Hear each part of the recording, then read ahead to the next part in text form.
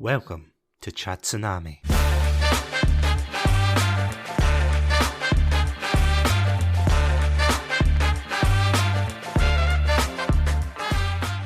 Hello everybody and welcome to another episode of Chat Tsunami. I'm Sad Tsunami and today I am joined by my very good friend and co-host who indeed has a license to chill, Adam. Hello there, welcome.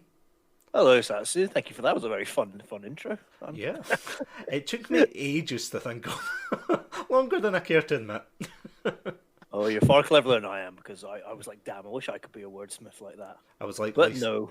I was like, license to chill, license to thrill, license to bill. You know, this all the good adjectives. Oh, man. Imagine a license to bill.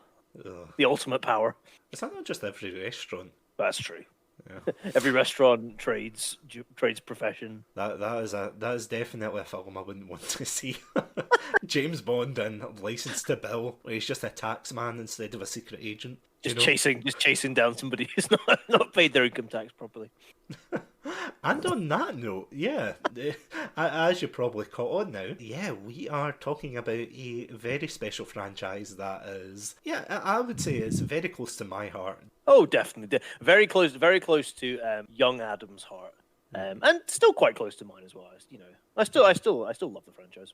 Oh yeah, the franchise is absolutely, I don't know, it's one of those things, it's a bit like Doctor Who.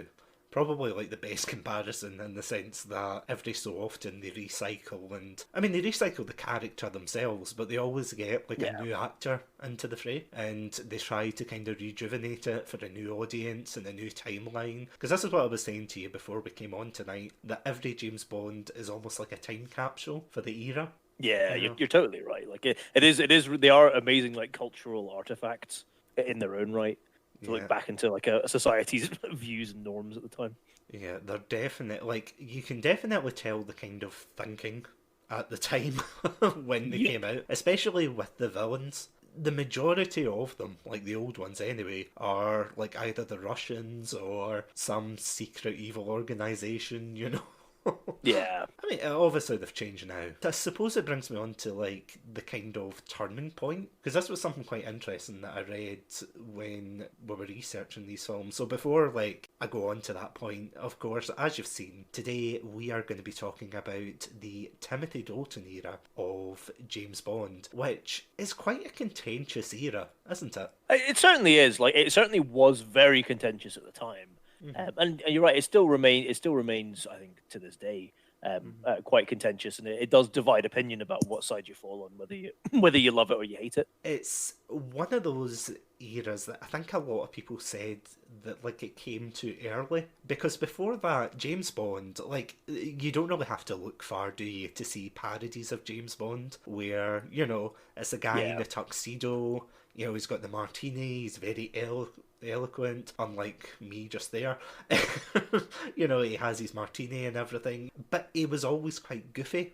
He was the secret, he was the secret agent with the gadgets, and he was like jet hopping from country to country, and then it had its dark moments. I mean, especially if you look as far back as Her Majesty's Secret Service, where, spoilers, it kind of like shapes his character for the rest of the franchise, where basically I won't spoil it too much, but basically someone close to him at the very end just gets killed, and it's a very depressing ending. But then after that, they kind of moved away, didn't they? From that kind of dark and gritty like outlook, I suppose is the right word. And they then made one about somebody collecting diamonds to build a space laser. What I recall from the last one. What was that? That was Diamonds Are Forever. I'm pretty was sure. It? Yeah. Oh god! It's something about making a laser out of diamonds to blow up something. I can't even remember. I wouldn't be surprised, because it seems as if the plots just get more and more outlandish. Which is kind of weird for the films that we are going to be talking about today. How to put this? Like, they're more grounded in reality. Oh yeah, I suppose. Like, don't get me wrong, they're not like 100%, realistic, but see, at the same time, they're a lot more closer to like. So it's like, if you look at Bond movies nowadays, they're more akin to like the Jason Bourne franchise. Like, I remember when Daniel Craig's first film came out, that was the kind of film that everyone kept saying, oh, it's more like Jason Bourne than it is James Bond, like more of an action spy film than Yeah. like the gadgets and everything. And I think that trend kind of started in these films, and it was not well received because before this it was Roger Moore, wasn't it? Oh yeah, yeah. It's been Roger Moore and his. Oh God, how many years was it? Was over a decade, wasn't it? I swear it was. It was over 10 years. It was something like that. Was it not 8 films he did? It was like 8 films, yeah. And it might have been close to 15 years. So he really had, like that defined, I think, Bond for a whole generation of people who grew up with that version of it. Because I'm just thinking of his first film. He was in Live and Let Die, and he's a Yeah. young man. He was definitely more of a lover than a fighter, wasn't he? In those films. Yeah. Well, It's like, quote unquote lover. yes, like he always got his ass kicked, and he was a terrible spy. But it was literally his only job really seemed to be to get the girl in the end, which I know Yeah. technically you could say that for all the films, but it seems as if they put it like more of an emphasis on him being Yeah. like this kind of, I suppose, like a cheeky chap, if you know what I Yeah. mean. Like, Well, like oh, saving the world for Moore's Bond was like just a step on the path to like getting in whatever woman's knickers were like in the vicinity at that point. well, I mean, you're not wrong. You're not wrong. And I mean, by the time he got to like the ripe age of, I think we said he was in his late 50s when he 57. I looked it up. Was it before, yeah. 57? Oh, 57. Jesus, that is what an age to like finish on. An old pruny Bond to for like. So the interesting thing, when Roger Moore's era was kind of coming to an end, one of the interesting things I read was Timothy Dalton was offered this role a lot, like as James Bond. He was Yeah. asked to come onto the project so many times, and he never did.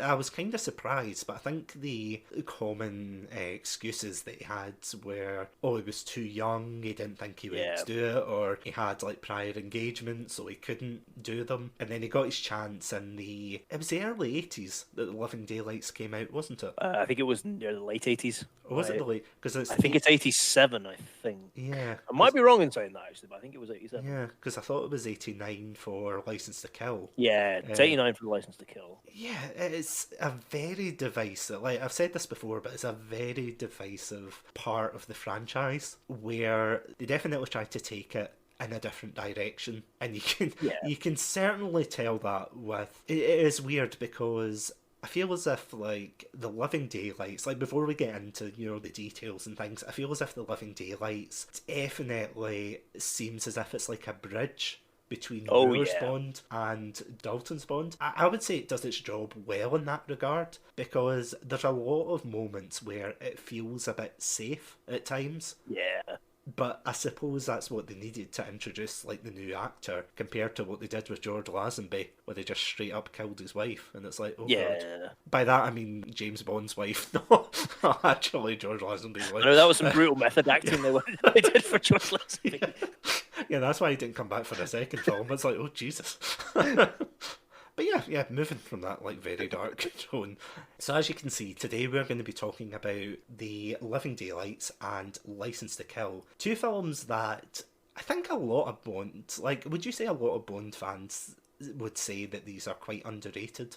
Oh, well, it depends on your Bond fan because I do believe Bond is one of these, and it's probably the same with a lot of these sort of big, franchises with so many entries and stuff. I believe there's like people who like different, like lots of different things. Like lots of people love Moore's version of Bond, lots of people love Connery's, people love Craig's and stuff. So I think it really depends what camp you fall into. Like definitely if you like Bond now, I would definitely say you probably look back at these films and say they are criminally underrated.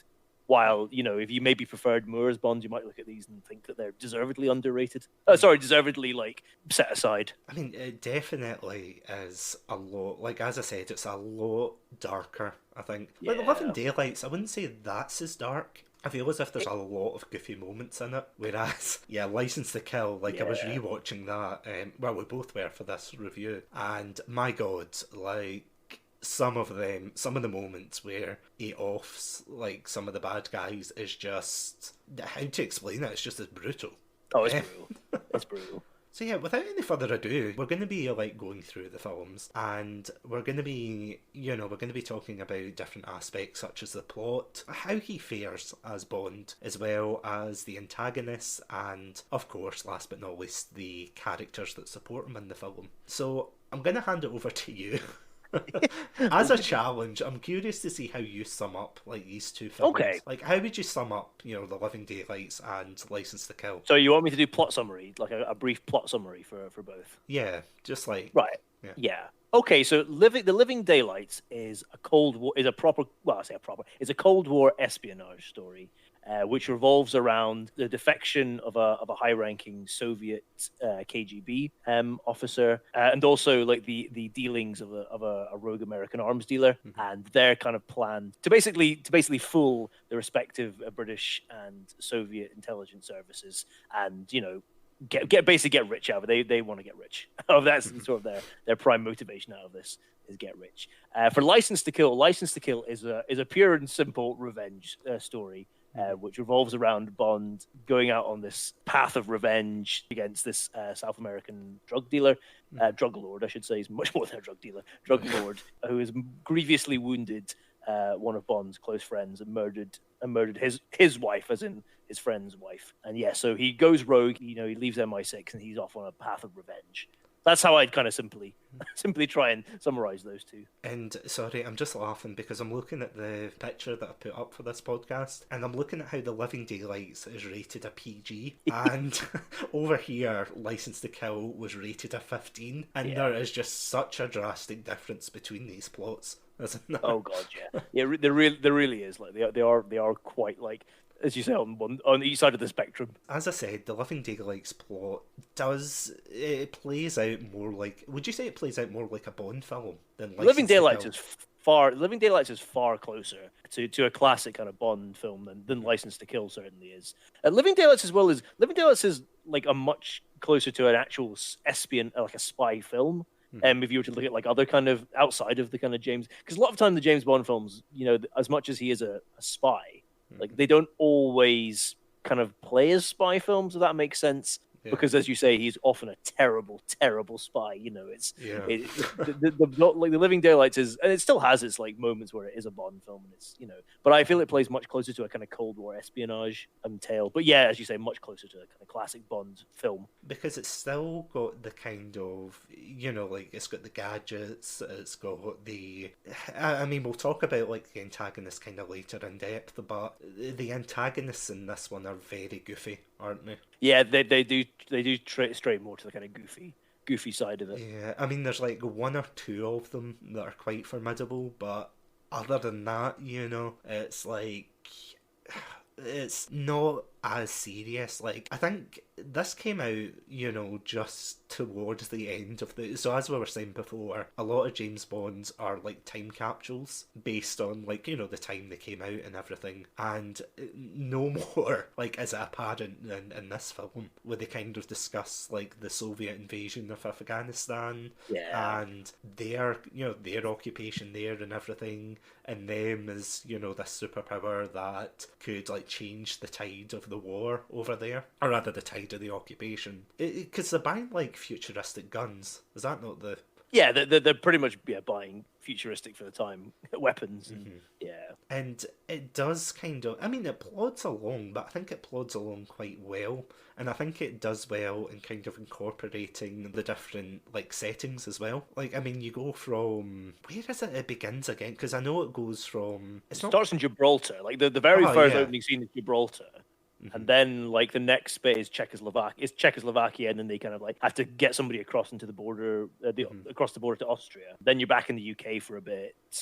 Then he goes back to Czechoslovakia and Austria, and then he goes to Morocco, Tangiers, and Morocco. Yeah, Morocco. Yeah, I think it's Morocco. So, yeah. And then Afghanistan, as you say, and then back to finish in Morocco. It's all over the place, but like it really is. In a good way though. Like, you never feel as if it's unnecessary. like where he ends Yeah, oh up. totally. I have to admit, like the beginning is just so well done. I think. Oh, it's so good. And I do have to admit, I do laugh every time. So basically, just for anyone who doesn't know, the film starts as like a training exercise for the double O agents. So they all jump out of a plane, and their goal is they're supposed to like reach this building, but all of the soldiers there have got like paintball guns, and they're supposed to shoot them. And if they shoot them, they're dead, quote unquote. But it's like every time the soldiers like shoot someone, and they go, "Haha, you're dead," and then like 2 seconds later, because plot twist, one of the agents is actually a bad guy, and he brings out a gun and he just like shoots him. It is great. It's so kind of over the top, but it's just so well done. And the set piece is amazing. Like the way the first agent gets killed off, he has the note on so he's like climbing up the side of this cliff kind of bit, and the guy like hooks on a message that basically translates as death to spies down, and he just cuts the wire, and it's just so, it's just such, I honestly think it's one of the strongest starts to a Bond film. Oh, definitely.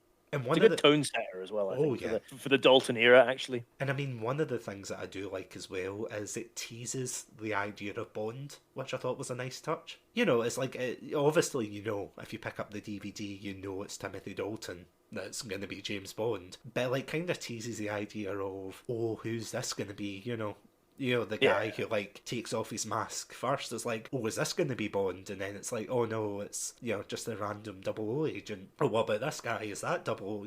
It's like, you don't know until, like, if you were going into this, like, blind and you didn't know who Bond was. It's a good build-up, I have to say. Oh, yeah.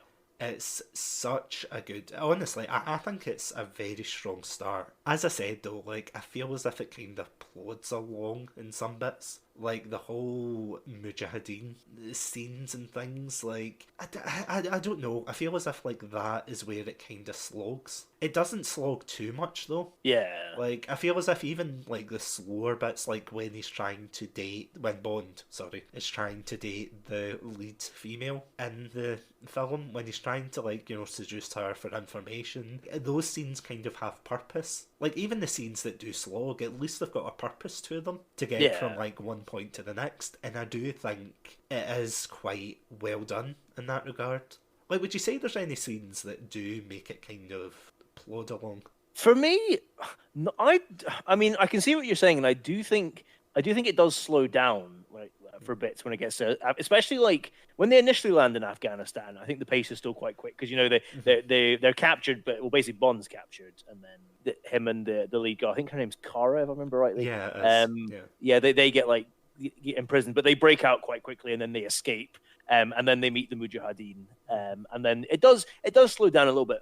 For me, like, and I agree with what you're saying. Like, I think there is points where you would think, like, if it was somebody else being Bond, I think it would definitely, like, especially those bits where he's like, he is basically dating Kara in Vienna, large parts of that. But I think those scenes work with Dalton because it's a really good character, like, it's a really good character study, and you actually get to know a lot about Dalton's Bond from those bits, in the way that actually he appears like a lot more like emotional, like willing to be emotional Bond than a lot of the other people like Moore or Connery ever were. So you get that sense, but at the same time, like you understand that he's basically like he's basically like using this woman because he wants to find out information about her boyfriend who's like the top level KGB officer who's defected, and he starts to get suspicious of why he's defected and if it's a real defection. So he's actually trying to use her to like find out information. But those scenes are done really well, which I do believe if they'd been in another actor's hands playing Bond, they really would have felt like an absolute pace killer, and you would have been like, oh my god, like the film would have just juddered to a halt at these points. But I think he carries it quite well. I'm just thinking, can you imagine like Roger Moore before like I go on to say this, like I do like Roger Moore as a Bond. Like I prefer his like kind of middle stuff. Like I don't like him at the beginning, I don't really like him at the end. Like kind of those middle films are just right. But I can't imagine him doing something like The Living Daylights. Like, Can you imagine Moore doing spy work? That's the thing. Yeah. Like Dalton is doing spy work here. Yeah. Like Dalton is doing Oh, his job. When did Moore's Bond ever like do his mhm. job, quote unquote? Like, Yeah. for the Oh. sake of doing his job, though, that wasn't like trying to get laid. The thing, honestly, the things that I remember about Moore's Bond is just every time there was a woman on screen, his neck would like exorcist snap and go, a woman? It's like, oh, for goodness sake. It was the whole like. Because actually, funny enough, I'm just trying to think. See the female leads in these films? They Yeah. don't have like pun names, do they? Do you know what? They actually don't. Yeah. Like, I just kind of realised that. Like, Cara, Oh I my can't God. remember her second name, but, like, they But always it's refer not a to. pun name. Yeah. It's not like And it's the same with License to Kill as well. Like, I can't remember. I know there's Pam Lupe. Bouvier is her Pam, one. Like, yeah. Like, unless I'm completely missing the pun there, I can admit I could Yeah. be missing it, but I can't see it off the top of my head. no, me neither, actually. Damn, okay. Well, props Well, to. fair play to them. Well, I mean, considering they had someone called Dr. Goodhead in Moonraker, which, yeah, God. I'm not going to go into it too much, but Moonraker's by far one of my least favourite films. I'm just going to throw that in there before we move on. Just the fact it's a blatant copy of the film that came before it, and just, oh. But yeah, I couldn't imagine Roger Moore doing something like this. Oh, I God. really couldn't imagine, because it's not goofy. Like, it's got its funny moments. Like, I was really laughing at some of the jokes in this one. The first one is when the general is defecting, and what they do is, apparently this is a real piece of technology. Although, Was it actually? well, I don't think the, like, smuggling a human through it thing is, like, legit, but probably is. I don't know. But They would have if they could have, probably. yeah, but apparently it's like a thing that, like, so basically what they do is to smuggle them out the country, they take them to one of the oil pipelines, and they've got this piece of, like, machinery. How to put it? It's like, Kind of thing, like yeah, barrel. yeah, it's like a huge kind of barrel that shoots through the pipe, and the idea about it is it's supposed to, like, cleanse out the pipe from, from any, gunge or anything like that. And what they do is they convert one of them so they can hide a human inside. So he puts the general in, and he says, like, oh, don't worry, General, our engineers have been working on this for months. And he says, how many people have you tested this on? And he just says bluntly, you're the first. And he closes the thing as he's screaming underneath. He's like, oh. He just pulls it. I was barely shaking laughing. I cannot stop laughing. It was so funny. And I mean, that's the thing though, it's genuinely got its funny moments. Like, another one, of course, is when he confronts who he thinks, or who's been painted as the main bad guy. It's like the red herring, they're saying Yeah. that it's this Russian general that is supposed to be behind it all, and he ends up cornering him in his room with his wife, and he's like, I think the Russian general says something like, I suppose this isn't a social call, and he says, correct, you should have brought lilies, because he's like just brought his wife like flowers for their anniversary. And it's just like, oh Jesus, like, kind of small moments like that bring it back to the old ones. Like Roger Moore and Yeah. things like that, which it's like, it's a small dribble. It's like, it's not enough that it's overly silly. It's kind of believable. The bit that always, I was just gonna say, sorry, the bit that always makes me laugh, and I don't think you find it as funny, because we think we talked about this Oh, yeah. when we were watching it, but the bit that always makes me laugh is, so there's a bit like in the first half of the film where not long after he's met Kara, he manages to like smuggle her, basically he's trying to get her across the Austrian border, and so basically he's got like his souped up Aston Martin, and he's just basically trying to like make a run for the border, and we can start getting chased by like the army and the border police and everything, but he's still trying to keep up with this fiction that he's not a spy. So there's a point where like this police car is like trying to like get them to pull over, and he's like, okay, I'll pull over, but he sets his car's got lasers on its wheels, and he basically like cuts like the top half of the chassis of the car off from like the wheelbase, and so like the border police like, what the hell? So they break, and then the top of the car just goes flying off and stuff, and then like Kara looks at Bond like, what? And then he's just like, oh, salt corrosion. It's so goofy. Uh, It just makes me laugh so much because it's so dumb. Oh, it's such a good. There are like a lot of really light-hearted moments, I suppose. Which it is weird because I keep saying this that it's like grounded in more of like a spy film. I definitely think out the two, this is more of a spy film than Oh, it License to definitely is. Kill. Whereas, and I'll get to that in a minute, but like there's just so much, well, so much spy work. But he's actually doing his job for once.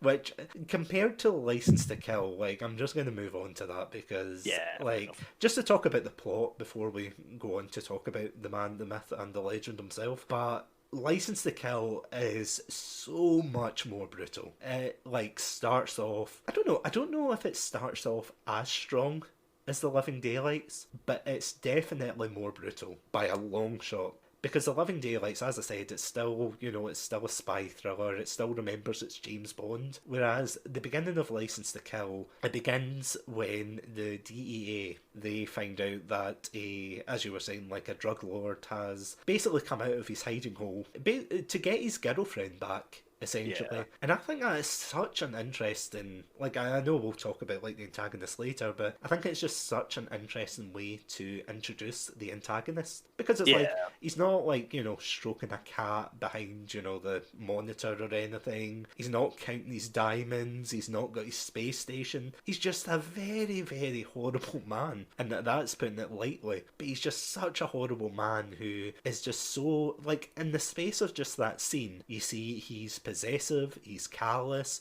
He basically catches his girlfriend, well, quote unquote girlfriend, in bed with another man, and he just basically starts like punishing her as he says to his men, take the guy out and cut out his heart or something. And you don't see Yeah. that, but judging by his screams, you can kind of imply that it's not pleasant. Which I don't remember any Bond films starting off that Nope.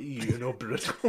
Like, I'm Nope. trying to remember, but even for the new ones, I mean, well, technically, if you include Casino Royale, well, even then, like, that was more of an action scene, whereas Yeah, this, it's not so much brutal. Like yeah, I think the opening Casino Royale is maybe what I'd say like visceral. yeah, In the way that it's really hard hitting, and like as these two guys are like beating the crap out of each other in this bathroom, like it's really like as you say hard hitting and stuff, but it's not brutal like in the yeah. way that a bit of License to Kill is. Yeah, because I feel as if Casino is more kind of overtly, like as you said, it's visceral, it's two guys punching one another and they're just going at it. Whereas for this, it's a lot more calculated. Like, you can imagine he was thinking on the plane ride over, like, oh, what we gonna do, we're gonna, like, chop his legs off or something, or... Because this film gets dark.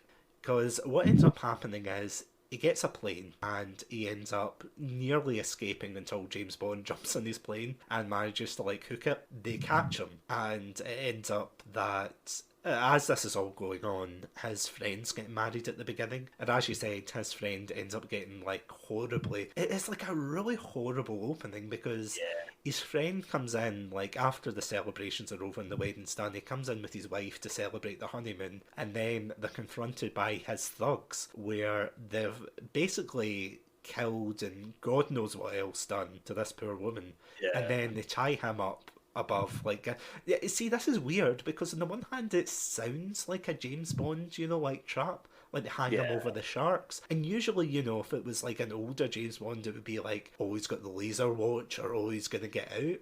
But this guy just gets absolutely mauled and his like leg gets completely gnawed off by the shark. It's like a very kind of brutal thing. And then James Bond, like, he gets his emotions get the better of him. They even say that later on, that he was supposed to be in like a completely different mission, but he decided to voluntarily stay, which of course upsets his boss, saying, your license to kill, roll credits, has been revoked. So of course he like escapes, and he just basically just goes rogue and decides to deal with the guy himself. I'm building this up because I love this film, but there are some moments which I didn't remember until you brought them up, which I thought, what the hell is this film doing? You know what I'm going to bring up, because there's a scene where initially, and again, it says a lot about his character, like initially he's just going to straight up assassinate him, he's just going to kill him off, and then it becomes this kind of, which is weird, I didn't realise it was like, it's about like an hour in to the film. Like, this is a 2 hour film, and I think it's like about an hour into the film until he actually like meets up with Sanchez and like starts kind of pulling the strings from the inside, because he really does. He gets in his head, he gets like some of his subordinates killed by, planting these ideas in his head. It's really interesting to see, and it's very meticulous, like how he does it, because there's another horrible scene where he plants money. He plants it in like this pressure chamber, and of course Sanchez, who is the main villain, like he's shocked, and he's like, "How could you do this?" So he like traps him in there, and they like burst the pipe, so the guy's head explodes. Like, you can actually see it. That's the thing that shocked me, because I didn't remember. I remember, like, seeing the head swell, but I didn't remember it blowing up, which I can see why this is a 15. Like, it's just such a brutal scene. Like, to put it, like, very bluntly, it is such a brutal scene. And, I mean, you get other scenes like that. You get people impaled by forklifts. You get people literally... You don't see it, but they get, like, grinded into mist, essentially, by these like huge machines. The plot's a lot darker, and I think it knows though when to kind of not calm down, but kind of go slow. Although the moment, so as I was saying before, like there's some bits that I don't like about it, and it was a bit that you brought up when we were watching this film, but the ninjas. And you might be thinking, if you haven't seen this film, what am I talking about? So basically, when Bond is... In fact, no, sorry. Before like we go into that, I'll let you explain this. Oh, because let me explain the ninja. Yeah, because you were the one, that really had objection, and it wasn't until I watched it I went, I can see why.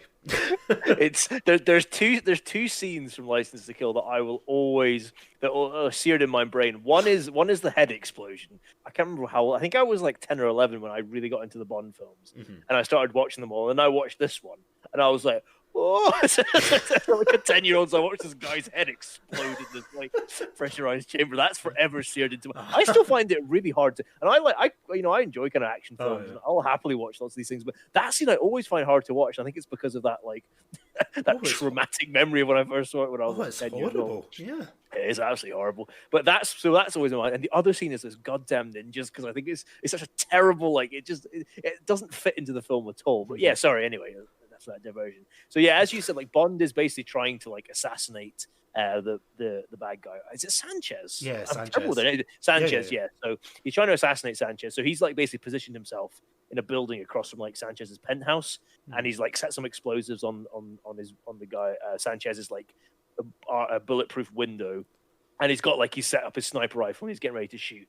And so the explosion happens, like the glass goes down, and he's just about to shoot Sanchez when this ninja drops down out of nowhere and just and kicks the gun out of his hand, and then basically like another one appears, and they both like beat him up basically and like knock him unconscious, and then like they drag him back to this deserted hut, and then you find out that basically at the same time Sanchez has been given this like tour to these these drug lords from China, and one of them turns out to be like a Hong Kong, like an undercover agent for like the Hong Kong like narcotics unit, and he's undercover trying to like get dirt on Sanchez basically. And so the ninjas work for him because he's Chinese, of course he has to have ninjas working for him.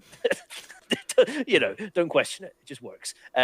So they take on a bomb, but then basically somehow Sanchez manages to track the ninjas back. So clearly they weren't that stealthy. He's able to track them back to like their hideout, and then basically they roll up with an army and blow it up, and then like the ninjas die after one of them like does their last like kung fu or karate moves or whatever martial arts they're doing. But it's not a very long bit, but it just stands out like a sore thumb, because you're like, this doesn't belong in a Dalton Bond. This belongs in like the Moore. This belongs in the Moore era of Bonds. And it's funny, like as I was watching that, I was thinking about, because we were kind of chatting about this, and just what you were saying earlier as well about this like the Dalton era as this kind of different entity, but also like carrying on trends that had been in the Bond films before. And this is one of them. And you're just like, this is clearly a hangover from the Moore era, where it was that kind of, for as great as Moore was as Bond, that his Bond was a cartoon character. Like, that was the kind of level he was playing him at. And he did it like fantastically, like, no shade on him. But that's where that kind of stuff like ninjas belonged in.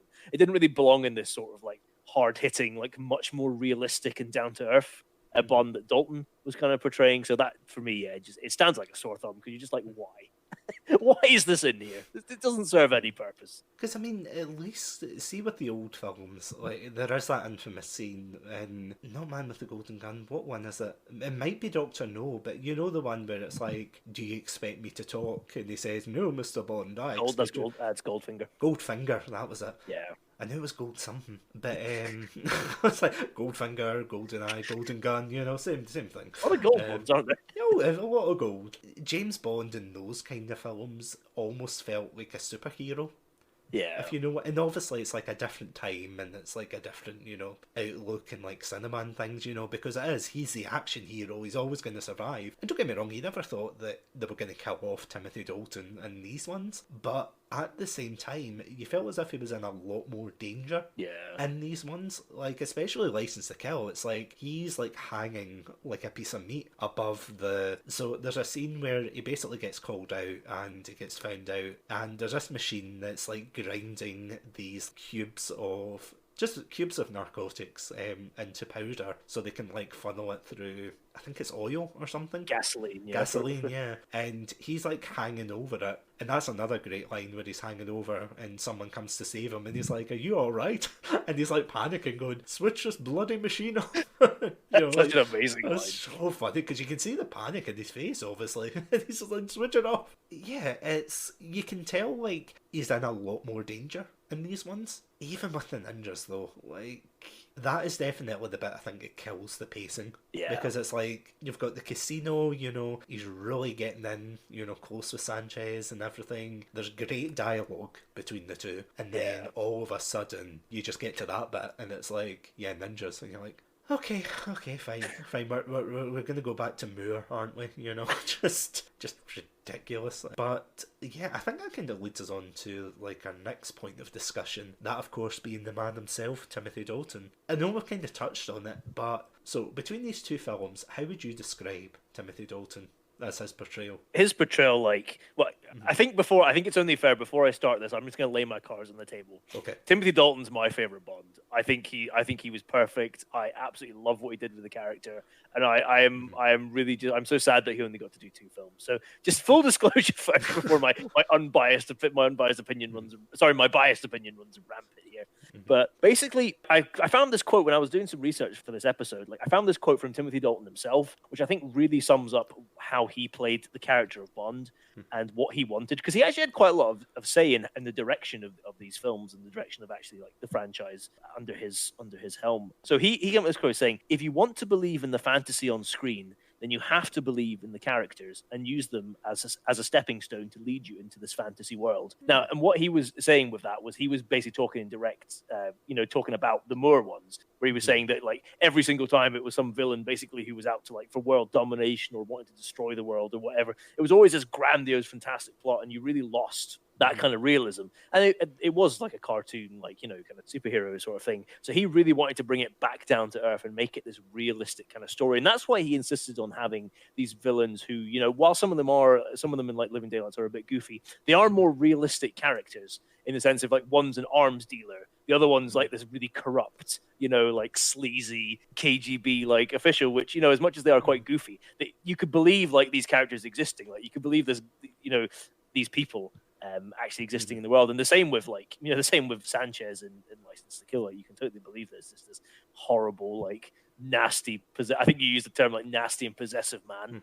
He is just out there. It's like, so they do feel much more realistic. And that's what he brought with Bond as well. He really brought a character who was really like nuanced and really actually felt like this was somebody who operated in this world. And just the fact that he played him like such a jaded man, like just somebody who'd like seen so much and was exhausted, was really actually sick and exhausted of what he was doing, but clearly didn't have any other ideas what to do, and perhaps had just resigned himself to this world, this murky world that he lived in, where, you know, like he'd lost his wife and, you know, he was never going to find happiness or fulfillment or anything. It was just this, but, you know, he still believes like, right, I've got a job to do and everything. And that's what it was. It was a man who was like just dedicated to his job, even though he hated it, and clearly it was killing and destroying him. And that really came across, and that's why he was able to show a Bond that was far more kind of nuanced, as I said, and actually showed emotion as well. Like the fact License to Kill is basically him losing control and his anger like overtaking is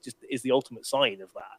giving into this in the way that somebody like Connery's Bond was just so stoic and like a man of stone, like, never really showed any kind of emotion, even to the point that I was joking to you before, like in the film Diamonds. So Diamonds Are Forever is the film that takes place after Bond's wife is killed. And from like, if you didn't have that context, there's no way you could ever tell from Sean Connery's performance that the man he's supposed to be chasing in that film was the man who murdered his wife. It literally looks like it's the guy who like dinged his wing mirror. He's just chasing him down to get him to pay like the £30 or whatever, £50 it is to get it fixed. But while a scene like the wedding scene in License to Kill, you can clearly see at one point it like really affects Timothy Dalton as he like thinks back to his like dead wife, and it becomes like almost too much for him, so he's got to get out of there. And that like, how long is that scene? Is it like 30 seconds? Something like that, yeah. It's a really brief scene. So much more in that. There's so much depth and complexity in that you really get a sense of this character. And so, yeah, like just building this. Dalton was really building this Bond that was a believable man.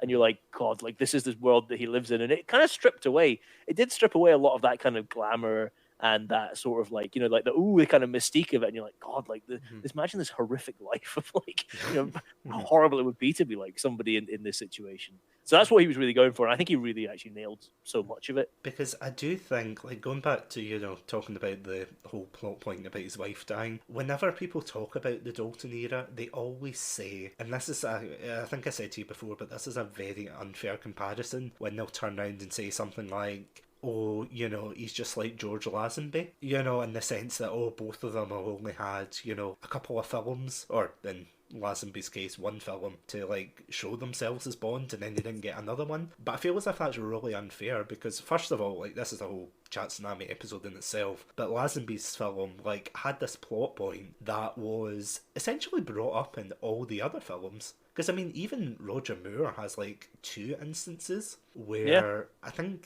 can't remember what film. In one film, he puts like flowers at the graveside. I think that's For Your Eyes Only. He does that. Yeah, I think it's the And even in The Spy Who Loved Me, that was it. In The Spy Who Loved Me, he's talking to I can't remember if she's a KGB agent or she's something like that. She's like a agent. She's Soviet, certainly. Yeah. And like, I think she says something about marriage or something that really ruffles his feathers, and you can see him getting visibly uncomfortable. And it's that kind of plot point that for some reason, up until obviously they rebooted it with Daniel Craig, like it's something that's like been quite integral to his character, and I feel as if it does give him a bit of depth. As we were saying before with like Roger Moore, he's a lot more goofy, he's a flirter, he's not a spy essentially, whereas with Dalton it is weird because he's got like a lot of moments where you can see the cracks in his emotions. Like, one of the things I thought was really interesting, especially in The Living Daylights, was how he basically used Cara, who's like the main love interest in Living Daylights. He begins with flirting with her because she is the girlfriend to the main, or one of the main antagonists that defected. I think it's General Koskov. Koskov, and he pretends that he knows her, and there's some scenes where he is quite assertive, saying let's just kiss, and she's like, oh no, we mustn't, and he's like, oh yeah, let's. And if you look at it in the way that he's just like morally bankrupt, but if you look at it in the sense of he is doing this for to track down this guy as a spy, he's quite cold in that way. But one of the scenes that I actually thought was quite interesting, like, it's a very small scene, but there's a scene where when she gets the cello back, so like there's a scene where Cara gets arrested and he breaks into her apartment to like get her out, so that the Soviets don't. Yeah, it's the Soviets, isn't it? Or the KGB, sorry. But I think it's like the Czechoslovakian police, but like obviously working on orders of the Soviet Union. So might as well just say Soviets for clarity. Might as well, yeah. But yeah, it's like they're trying to basically keep a tab on her. And there's one scene where she says that she really wants her cello. And he keeps saying, he keeps going, no, we're not getting your cello. Yeah, it's quite a nice scene where it's like, I know it's meant to be played for laughs, but like it cuts, like immediately is like, we're not going back for your cello, and then it like hard cuts to him sitting outside waiting for her to get her head cello. in hands, like, my god, it's actually a great scene at that point. Yeah, and I do like his quip when they turn around and goes, you should have picked the violin, or something like that. And it just shows that kind of compassion is something that's quite surprising because you can definitely tell he is quite an emotional Bond, Yeah. but sometimes, as you were saying, sometimes he lets it get the better of him, especially in License to Kill. Like, as I was saying, he has another assignment in, I think it's Istanbul, that Yeah. says, you were supposed to be there and you're not. He's got a job to do for king and country. And as callous as it is to say, like, that's what they say, oh, we have obviously got no jurisdiction here. It's, leave it to the Americans. That's what M says to him. Leave it to the Americans. And he just can't process that. He's just like, this, his friend has been killed. Or not killed, sorry, but maimed horribly. His wife's been murdered. Would you say it's a different Bond in, like, both films? Or would you say he kind of keeps the same tone? I think he builds upon it. Mm-hmm. Like I think what the groundwork that's laid in Living Daylight is really built upon and kind of comes to fruition in License to Kill. And like if I could just jump briefly back to like Living Daylight, like I think I really love like the love story, quote unquote, between Bond and Kara in Living Daylights because I think it's one of the best like love stories in any of the Bond films. Oh, yeah. And it reveals so much about Bond, and I think it's so much about Dalton's Bond. Like, because the way it starts, if you remember, so basically, it starts. He first meets her. So basically, they're trying to arrange this. Him and another agent are trying to arrange this defection of Koskov. And basically, so Koskov's going to make a run for it across the street, and he's told them, "Oh, there's a KGB sniper who's like is out to kill me." So Bond is like sent there to kill the sniper, and so like Bond sets up a sniper rifle, and that's when you first see. What's one of the first times you see Kara? She's like got a sniper rifle in the window, and like the other agent's like, "Oh, there he is, like kill her and stuff." But Bond refuses to kill her because he then says like he could instantly tell she's not a professional. And here's that line like he's like, "I only kill professionals."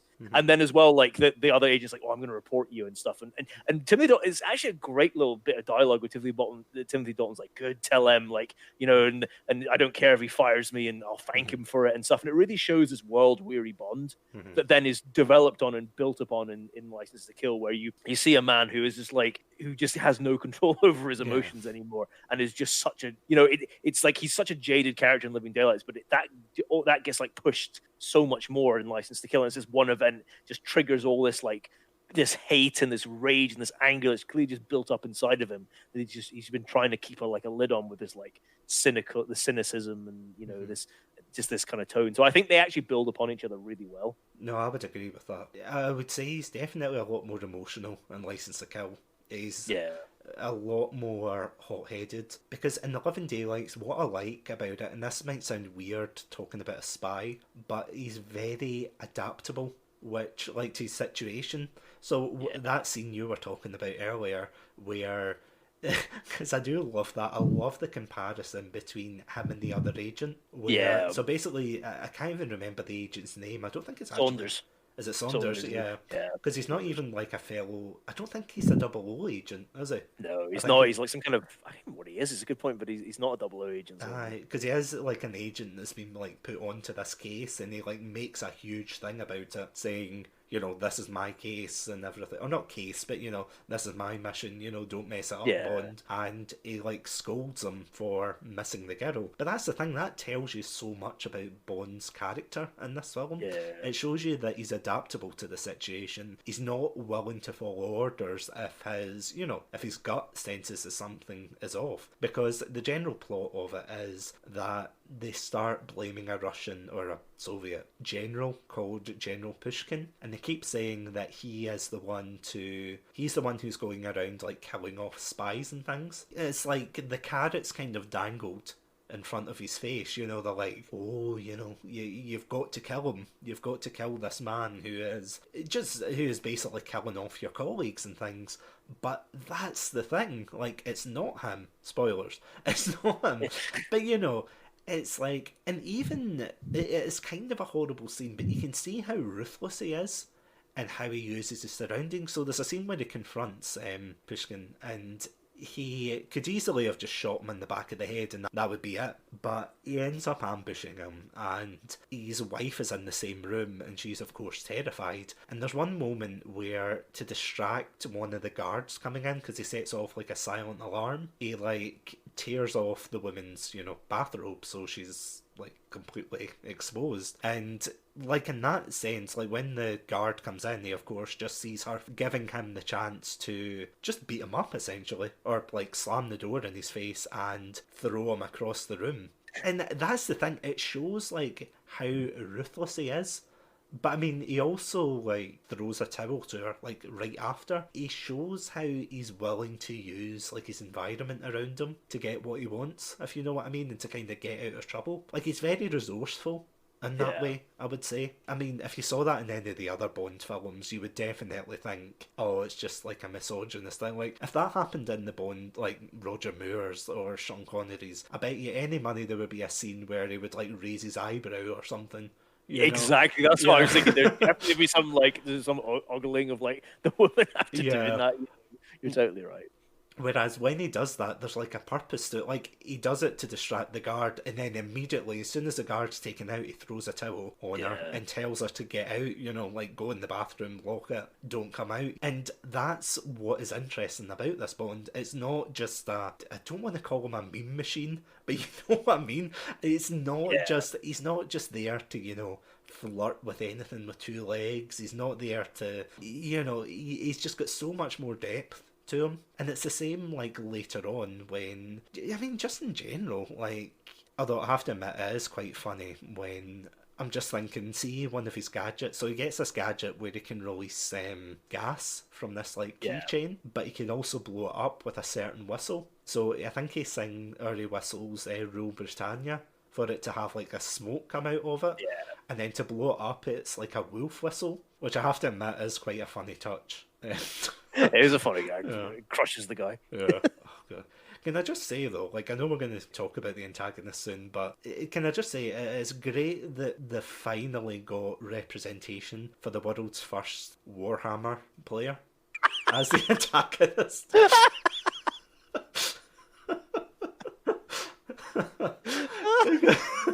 Because so in case you're wondering what I'm talking about, one of the main characters, or the main antagonist who is like selling the arms to the Russians, has like this whole room. So basically he's got like all these statues or molds of himself dressed up as like famous, or infamous rather, dictators like, Genghis Khan, Hitler, things like that. And he goes into this room, and I kid you not, it's just filled with like tabletop dioramas, like with all these mini figures of like famous battles, like the Battle of Waterloo. What was the other one that he does? He's refighting the Battle of Gettysburg when Bond walks in. Yeah, it's so surreal. It's like that episode of Twin Peaks. When he's recreating the Civil War. It's like, what is going on with this guy? And it's just this crazy. I'll come to him in a minute, though. Going back to Bond for a second. In License to Kill, see, this is the thing. I feel as if, although Bond is very meticulous, he is definitely a lot more hot-headed and emotional in License to Kill. Like, I feel as if, at least in The Living Daylight... Well, no, actually. I was going to say he's more hot-headed, but see if you think about it, in The Living Daylights there's a scene where he's meeting up with a fellow agent who gets assassinated right in front of him, and he literally pulls out his gun in the middle of like a fun fair to chase the guy down, but of course they can't find him because the assassin escapes. And then you go like from this major shift from him being very lovey-dovey with, Cara and everything, and oh, you're beautiful and oh, look at this, to no, we leave in a plane tomorrow, and she's like, oh, can't we stay? And he's just like, no, we're going tomorrow. Like, it gets very emotional, but that as you said, it goes back to that idea of he's very weary. He's very weary about his life as a special agent. He's very just tired of it all. And especially with License to Kill, like I was watching, or not, well, I think it was, I was listening to a review of License to Kill like a while ago, and there was a scene they brought up basically saying that it was a stupid thing for him to do. So basically he hides himself on a boat of one of like the main henchmen, and he gets like help from one of his friends, like one of the other groomsmen at the wedding that he was at. And the guy ends up getting caught and killed, and they tie him up, and they've just like got him hanging basically like, a fish. And, they're just like laughing at, his dead body and gloating, oh haha. And basically Bond goes nuts, doesn't he? He grabs Yeah. like a. So this is what the guy was saying, or the reviewer. He said something like, "Oh, it's stupid because he should have gone back and devised a plan, and all of this, But in the heat of the moment, when you see like when you know your best friend has been killed by this drug lord that this guy's working for, and then you see another guy who's done nothing wrong get murdered, by these guys as well and strung up like a piece of meat." Yeah. He just grabs a harpoon and he turns around and he says something like Sharky, who name of the guy who died, sends his regards, and he just shoots them. And then of course he makes his big like bombastic getaway and everything, and that's what follows. But it shows like how impulsive it can be. Yeah. I mean, even the thing where, although I hate the ninja scene as well, like at least it kind of highlights how dangerous it would have been if he actually killed Sanchez, because that's what the guy who captures Bond at that point says. He's like, I've been working for years on this case, He gets very angry with him because it's like he's so close to like disrupting the whole organisation rather than just one guy who probably would get replaced if he was killed off. And it's just interesting to see, like, he's not considering that. He's just considering... I mean, I think, like, is it not Pam, the other, like, CIA agent who says that? Like, she basically turns around and says, it's not... This isn't all about your personal vendetta. There's, like, so much more that you're not taking into consideration. And it's an interesting spin on it. And that's the thing, though. It's not about, someone trying to take over the world. It's not someone... Like, it is the story of a very, very horrible man. And again, I'll get to that in a minute. But, yeah, it's just this horrible guy who is just causing, like, all this pain. He's basically pissed off the wrong special agent, essentially. And you can see that he gets very emotional about it. Bond, I mean, he gets very... And I think he does it very well. Even going as far as to, like, threaten, the... Well, again, not girlfriend, but you know what I mean. Sanchez's like lover, threatening her and everything until... Because he does, he just explodes at the drop of a hat in that film. I suppose it's quite good for the build-up at the end. Like, it builds it up and he's... I wouldn't say he's a changed man at the end. But he's a lot happier, I think. Yeah. Oh, definitely. I think he gets a sense of closure, I suppose. Yeah. Well, that's the right point. Maybe happy's not the right word, but closure. Although there is one scene, in fact, two scenes I want to point out at the end of License to Kill, I just don't understand. The first one, of course, being, like, when he gets together with the CIA agent, there's a scene where it's like he jumps into the pool and he starts, like, kissing her, and it pans around and there's this, like, fish statue that winks. I don't get that. Like...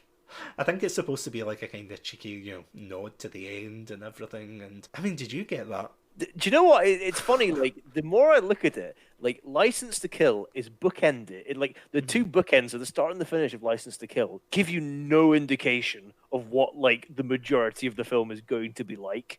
Because obviously that ending is again more like a classic kind of like Bond, like getting the girl kind of ending, and it's again that winking fish is something that clearly could have come out of the Moore era. Oh, yeah. And even the start of the film, as much as like we have that kind of bit where he's like tells his henchman to cut the guy's heart out and stuff. The rest of that opening is very much a classic kind of like James Bond like action like opening like action heavy with some kind of crazy stunt in it, And I don't think it really gives you any if you don't know License to Kill by its reputation, and you don't know like what's the maturity and the tone of it.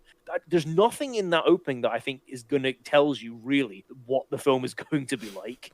And the ending is the same as well. The ending is almost feels like from a different film in a way as well. So it's interesting that like.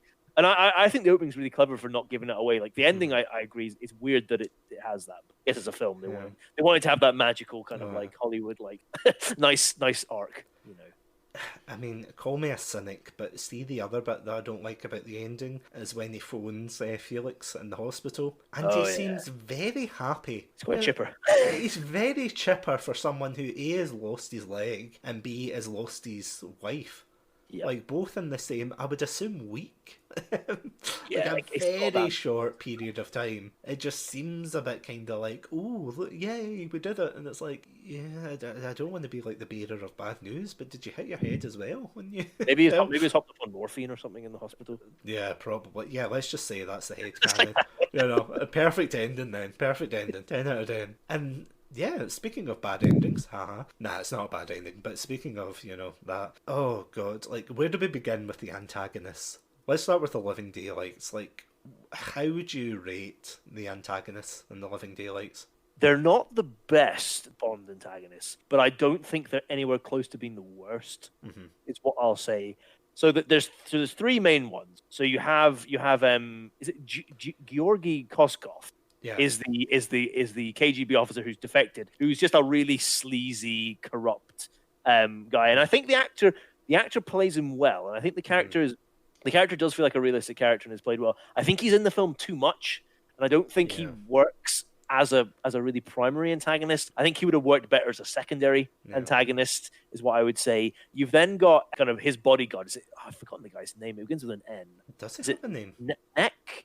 There is Somewhat. something I can't Yeah. remember his name, but like he's this basically pure like muscled guy who's like really athletic, and he's kind of a callback to, you might say, something like Odd Job, or there's the guy from Russia with Love, Red Grant or something, I think his name is, who's these really physically imposing guys. And I think he does well. I think he does that well of being the physically imposing kind of guy, and giving Bond like a run for his money in in a fight. And they have a I like their fight that they have, like their climactic fight in the back of Hmm. the plane. I think is really good. Oh, Is, yeah. is pretty tense. So I think he's quite well done, and he does well with what he is, a very secondary antagonist, and he does that well.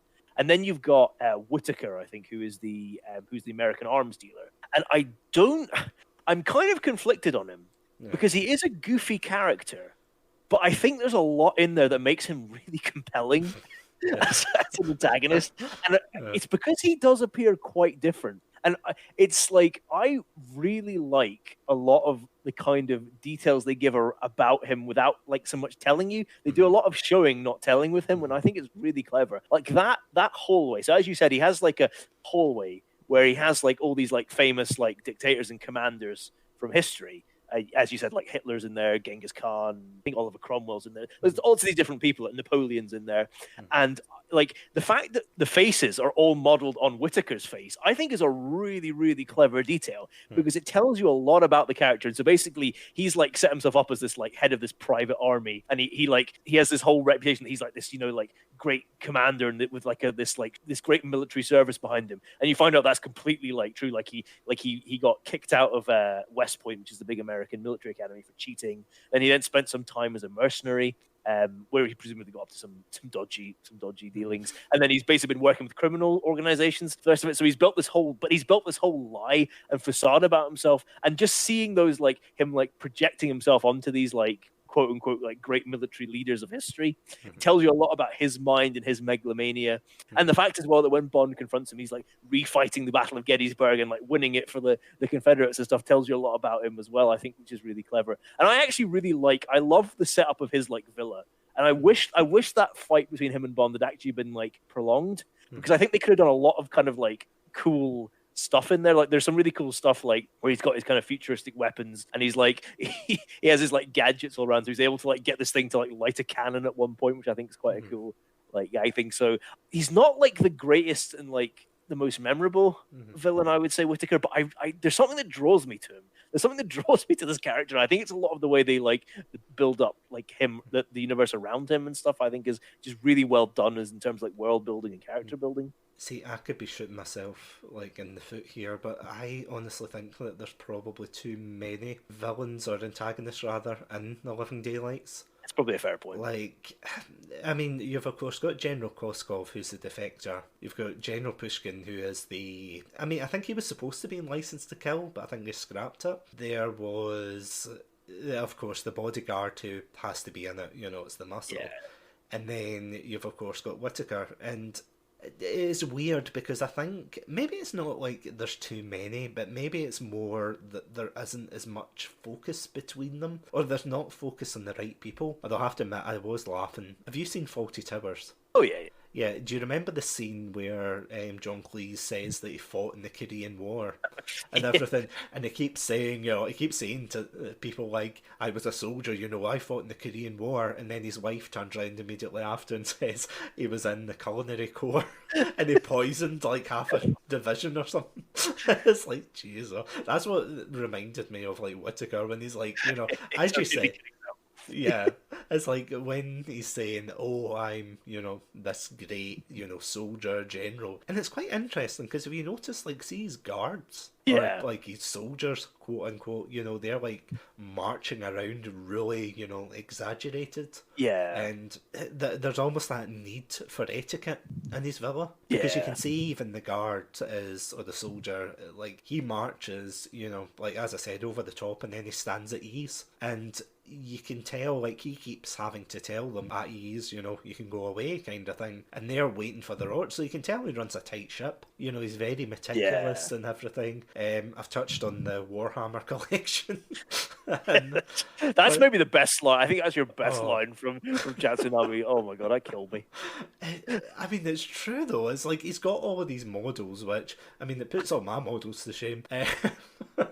No, I don't have a room like that, by the way. I'm not saying. One day, One day, yeah, I'll be reenacting the fight of, what, I can't even remember a Warhammer fight off the top of my head, but let's just insert, let's just pretend I know what I'm talking about with that, but yeah, you've got him who's basically like a massive man-child. You've got, do you know who I do like though? I do like the muscle guy, because what I find interesting about him is he doesn't seem like a gimmick. He's very intelligent. Like, there's a yeah, scene where he infiltrates the base, and I think it actually has one of the best side characters in the film, Green 4. Like, I remember the first time I watched this, like, I didn't watch, like, The Living Daylights or License to Kill till, I think, later on when I was in university. That's when I bought the DVD, so I was like, third year university, so a good maybe, I mean, what year is it now?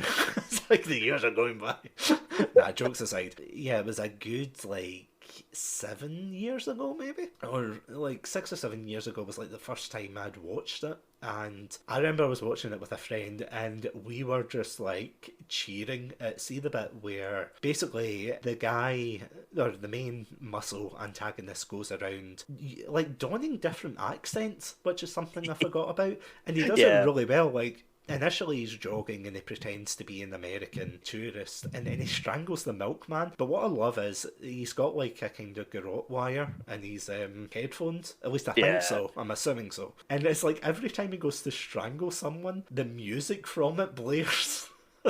Just to make a point, that's what he's using. And I thought it's kind of a nice touch, but what I like is he kills off like the chef, and just as he's about to, infiltrate the place, this just this nameless, well, not nameless, but this agent comes in called Green 4, and he puts up like one hell of a fight. He does. Like, It's great. it's a really good, like, well done choreographed fight, because it's like the guys are using, like, this is something I was saying about Dalton earlier, but he uses his environment, which I thought was really clever. Like, the the antagonist, like, tries to burn his face on the grill, which he does kind of, but then he like pushes him back, and he hits him with a pan, and then the bad guy like throws like a pot of scalding water at him, and he has to dodge it, and then he's trying to like kill him with the meat cleaver. It's like a very brutal scene. Like, if you think Casino Royale is brutal, like, that is. That's Yeah. probably on par, I would say. Where it's Oh like god, yeah. they're both, like, there's that desperate scene where he's got the electric like carver, and he's basically just going to slice his face, and he's like struggling trying to like unplug it with his foot.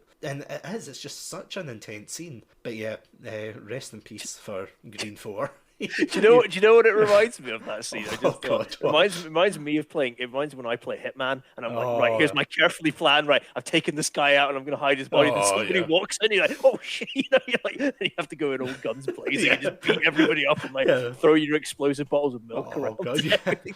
That was amazing when he's got his. Yeah, so he's still got his like milkman costume, and he just grabs. And he just like starts chucking them and blowing up the room, and oh, it's so. It's when he's on the radio. He's like, "Oh, we've got a gas leak here. Get away from the main building." And he throws the milk bottle and it just explodes the whole thing. See, Like, that's oh, we've had an explosion. Danger! See, that's the thing. Like, he's got like a really good range of accents, Oh, and he that really makes does. him more believable. Because one of the things that obviously is parodied a lot in James Bond is how the antagonists stick out like a sore thumb. Yeah. Like Jaws, Odd Job, the man with the golden gun, Scaramanga. That's Yeah. it. They stick out. Like, you would spot them a mile off and go, "Oh Jesus, the time is near." Whereas with this guy, like, he actually blends in, and that kind of gives more credibility to this being more of a spy film. Yeah. And especially with the Cold War setting, I mean, it's such a good setting as well, because obviously it's history, but, you know, it's such a good, like, backdrop to have this film set against. And, Yeah. like, the fact he goes from an American accent to beating poor Green 4 to a pulp, and then, yeah, as you said, putting on the English accent, being like, yes, there's a gas leak, please evacuate. And then he blows up the room. It's like, oh my god, get him out of here. Oh, it's so good. But yeah, I feel as if they had more focus on the bad guys, maybe. Like, maybe if there was like a scene or two extra. Because General Koskov he's very flamboyant, and Whitaker as well is quite over the top, which makes me think, like, this is what I was saying earlier when I was saying this is a very safe Bond film to transition, because you've got two over the top antagonists that, you know, they just seem like your typical, you know, Bond villains. They don't seem like the serious, oh, they're gonna kill you. Like, that henchman is terrifying. Don't get me wrong, that guy would be terrifying if he came up against them, but those two are kind of like, you know, and as you know, we've said, you know, considering they have the fight at the end with the futuristic guns and, you know, the tabletop simulation and everything, it's kind of like, they're not bad villains. I just think they're kind of mid-tier villains. Like, they're not ones. Good way to describe them. They're not ones you would have in your, like, top trumps deck for this. They're not ones you'd be pulling out going, I choose my Whitaker card, you know, against like Blofeld or Scaramanga or, you know, Baron Samedi. Unless your top trump card happens to have like a modelling line. If it's like modelling, then Whitaker's gonna have like 100 compared to, like, I don't know, Goldfinger, who probably has like a 20 or something. Doctor No is a 0 because he can't do any fucking modelling with his like robot hands and everything. So.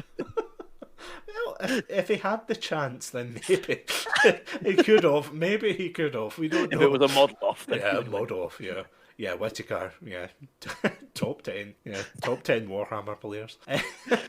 And I can't believe, like, we're moving on from that. This is weird because I'm being like, so we've got a Warhammer player, a flamboyant Soviet, and a deadly milkman, and then we go into License to Kill, and it's like, we've got a ruthless drug lord. We've got, I mean, who are the other well, basically his henchmen, really. His like sadistic, like, crazed henchman. Young Benicio del Toro. Yeah. Because I don't think they're as, like, they're memorable as kind of villains, you know, like henchmen, but not. Oh, I don't know. I don't think they stand out as much. I think Sanchez just steals the show. That's the thing. I think he's too good of a villain that he just walks into the room and you're like, Jesus Christ, this guy is amazing. Being the villain.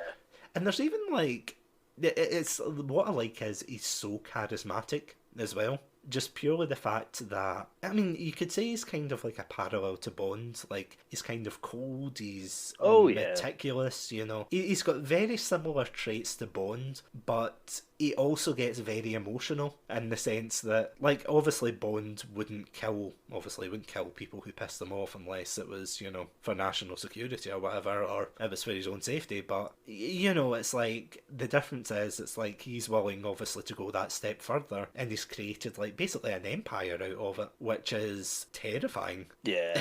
I mean, like, there's a scene where you see him pay off the El Presidente, as it were, of the country that they're in. And yeah, it just shows, like, who, you know, butters the bread in that country. It's like, it's obviously not the president, it's him. Remember, Presidente, you're only president for life. It's a great, like, threatening. So good, yeah. Amazing. Yeah, just for context, that's what he says to the president as he goes to leave, because he says his paycheck is a lot smaller this month, and Sanchez basically turns around and says, oh, well, it's because you didn't vouch for me when I was in prison. And, you know, it's just like such a good line when he just rebuts him and says, you know, you're only president for life, and it's like, you're that way, it's just like a mic drop moment. You're like, oh. And then there's like the kind of, I feel weird calling it a bromance, but, you know, between like Bond and Sanchez, where it's like Bond is trying to get in his head, but he's just so charismatic that, like, for some scenes you do forget, like, he's this horrible, evil man. Then you're like, oh, why isn't Bond working? And then the next scene you're like, oh yeah, evil drug lord. Yeah, whoops. But no, he does it so well, and he's just so, as I said, he's so ruthless, and he's got such great one-liners. Like, there's a scene at the end where they're driving these oil tankers with all the drugs in them that have been kind of filtered in and smuggled, and they all get blown up, and he's got this, like, business associate from America who is more, I feel sorry for him, because he's more interested in, preserving like the drugs He just wants the for money, and yeah, yeah, it's like he's like said to him, "Oh, we've got a business deal with like the Chinese and everything," and he's more concerned about like the company looking good and the money rather than Sanchez, who just wants to make it out alive and kill Bond. And yeah. there's a great line where the guy starts screaming at him, where I'm thinking, why would you scream at this guy? And he turns around and says, maybe we should start cutting back Cut and stuff, overheads. cut Yeah. overheads. Yeah, and then he just guns him down, and it's like, oh, you shouldn't have done that. You should not have done that. No. It's like, why would you do that? But, yeah, I would say, like, out the two films, he is by far the strongest villain. Oh yeah, yeah, yeah. Because... And I love that point you made. Actually, sorry. No, no, I love go for that point you made of him being like him and Bond being the same coin but just different sides. I think that is what makes it so perfect. In that, as you say, like they are both, like cold, calculating men, but with just this irrational streak. Because me and you were both laughing that we're like towards the end, basically, so they get to like Sanchez's big drug factory, and Bond manages to like do something that basically makes it start exploding, and it's blowing up. And even as this whole place is blowing up around him, Sanchez still finds time to like to get this henchman who's betrayed him and like skewer him on a forklift. Yeah. Driving through a wall, even at this time, and you're like, oh, then just as you said as well, where he just Yeah. guns down his like financial guy who's clearly like a great asset to the business, but he's just like, I'm sick of his whining. I'm just gonna like gun him down though. It's just they're really well done for being how close they are. But obviously they're just in opposition over this act that happens at the beginning.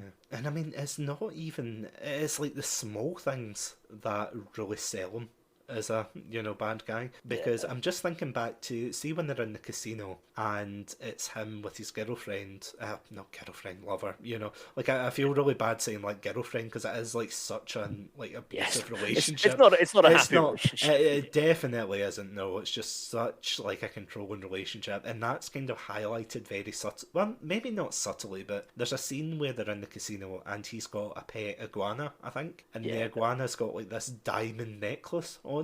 Yeah. Or something, which I think his lover like takes back at the end. Oh, but even still, it's kind of like it's like small touches like that kind of show his like disregard for her. Yeah. He's kind of like, oh look, I've got a lizard with a it's all blinged out, and it's like, it's like you're such a bastard. It's like you're such a horrible person. But the guy sells it so well because he's so charismatic, and everyone like knows when to toe the line. I mean, the only other guy, or the only other villain I can think of as well is, well, first of all, I didn't realise that the actor was a guy from Twin Peaks. So I was messaging you actually about this. Didn't realise it. Yeah, because I didn't realise it's. If any of you watched Twin Peaks out there, it's the character. I can't remember what his full name is. It's Big Ed anyway. That's what it's called in Twin Peaks. But it's the same actor from that, so it's quite fun, seeing that same actor and being like, it's him, yay, and. Yeah, it was. I thought he did quite well. So basically, he plays I think is it like a DEA mole or something like that. Yeah, just like corrupt. Yeah, as you said. Yeah, he gets like paid off and everything, and I think he does his job well. He's not in it for very long. Like he's in it at the very beginning and a couple of scenes, and then Bond like takes him out in one of the most ruthless ways possible. And my favorite like Bond kill in any of the films is that one. It's so good. I'll let you explain it. Sorry. Yeah. Oh, sorry. No. Sorry to No, go go off, for but I just love that one. So he's like a corrupt agent. So Sanchez pays the guy like $2 million to help him escape and then like capture like Bond's friend. And then so basically Bond manages to track him down and he's in this warehouse. And then like just as he thinks he's got the upper hand on Bond, like a series of things happen and the guy ends up like the corrupt agent ends up hanging over the same like shark tank that like Bond's friend got his leg bitten off in, and he's hanging over it. He's like hanging on for dear life, and Bond's there. And the suitcase with the $2 million is like sitting next to Bond, and the corrupt agent's like, "Oh, in that case is $2 million. Like, if you let me go, I'll split it with you." And then Bond just slowly like picks up the case and just like looks at him and says, It's your money, you earned it. And he just throws the case at him, and it just like clatters him in the chest, and he just like falls straight into the shark tank and like gets eaten. And it's just like it sums up License to Kill so perfectly. Just that one moment of like Bond's character, of like the brutality of the film, like how different the film is from so many other Bond films. And I think, I agree with you with the exception of Sanchez. Like there's not that many memorable like villains in License to Kill. Like Benicio del Toro he's not in it very much, but he has some like quite good moments. But I think what's really memorable about the villains in License to Kill is how they die. They all the main ones have pretty like memorable and horrific deaths. So you obviously got that guy who gets like smacked in the chest with $2 million and then eaten by a shark. Benicio del Toro is like is ground up into like red paste, red mist, as we said in the grinder. Yeah, that's horrible. Another guy is skewered on a forklift and driven through a wall. And then Sanchez as well. That's a horrific where he's just like he gets like covered in gasoline and then Bond sets him on fire at the end and just burns alive. Have I missed anybody? Oh, and then the guy gets his head exploded in the pressure can. How did I forget that one? Yeah. I was waiting. I was just waiting for you to say. I was like, did you forget him? God, I don't know how, but I did briefly forget that the guy gets his head exploded. I have to admit, one of the other things, like, this is a very minor point, but one of the things I really enjoyed was, so at the end, he's covered in gasoline and Sanchez gets lit on fire by Bond, but one of the things I actually didn't notice was when he's at the wedding of his friend Felix, he gets given like a special lighter that has like a inscription on it, and at the wedding, like, he goes to flick it on, but the flame like spikes up, really it does, doesn't it? But I actually never noticed that the first time I watched it. I remember he got it, but I didn't remember that. And it plays really well because see if it was a normal lighter, like, imagine how close it would have to be to come on, come be close. You're like clicking it, going. The wind as well just instantly blows it out. Like exactly. Whereas with that, it's like it's a huge flame that comes out of it, and it blows him to pieces essentially. Well, it sets him on fire, and then he falls into beside the tanker that just like blows up entirely. And as an aside, can I ask you a question? Yeah. Go for it. Why would you design a lighter that made that big of a flame? Apart from setting on fire a Colombian drug lord, what other possible reuse does that lighter have? Like, is that not going to burn your whole cigarette? Like before you even have a chance, it's like it'll be ashes in your hand before, and it'll singe your hair and your eyebrows as well. Like, why else would you devise a lighter like that? Yeah, well, let me put a counter question to you. Have you ever been to a birthday party with like loads of candles on top of the cake? I see. No, neither have I, but that's the only justification. The only thing I can think of is it's either faulty or, I mean, I don't know much about lighters because, of course, I don't smoke myself, but... Is that a joke one? Like, no, it would have, like, the electric shock thing, would it not? It's like, a practical joke. You set your hair on fire and like, we pranked you. We got you. Oh god, imagine that though, like at the very end as he's about to light him on fire, and then the wife and him come out like in the tanker, like, surprise, it's a joke. It's like, oh my god, what have you done? You did this all for me? Oh man. Moving swiftly on. Well, we can't finish off without talking about the side characters. I mean, as I was saying before, I do think the side characters in License to Kill, they were all right. Like, I thought General Pushkin, for all he was in, like, he did a good job. Yeah. Although I don't know if you would technically count him as an antagonist, maybe. I know, I would count him as a side character because he's not really an antagonist because, like, they think maybe he's the bad guy, but he's not, and he actually ends up being helpful. Mm-hmm.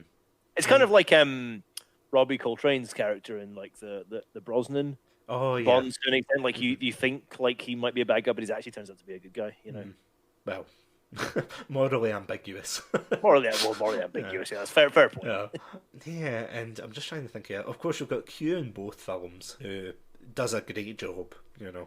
They have a great relationship. Q and Dalton's bond, I think, is like the best. Yeah. Of that relationship, like especially in License to Kill, like they really like. I think that's maybe Q's best film. Oh, like, definitely. The way they bond, like in that film, I think it's actually really like touching, and it's actually really good. And they have some great fun with it as well. Mm-hmm. Because I mean, it also shows like how much Q cares for Bond. Yeah. Like, I can't remember if he did it on his own volition or it was Moneypenny that sends him. But basically, he takes an excuse, or he pretends that the reason, he's there is, oh, he's just taking a holiday, or he's got like a break. Yeah. So he says, oh, I'll just visit you and see how you're getting on. And, it's like, I mean, that was interesting. I remember I was like watching a video on License to Kill, and there was quite an interesting comment that someone left in one of the videos, and they basically said that whenever Bond, like no matter what iteration, whenever Bond is in Q's like lab, he like basically, scolds him, like a teacher in a pupil kind of dynamic. It's like, oh, don't you touch that, Yeah. Oh, don't be silly, Bond. Whereas there's a scene in License to Kill where it's like he turns round to him, to Q, when he's pretended to be chauffeur for the casino, and he turns around and he says, oh, you would have made one hell of a field agent or something. Like, showing that kind of level of respect. He's not, criticising him or anything. I think that's nice.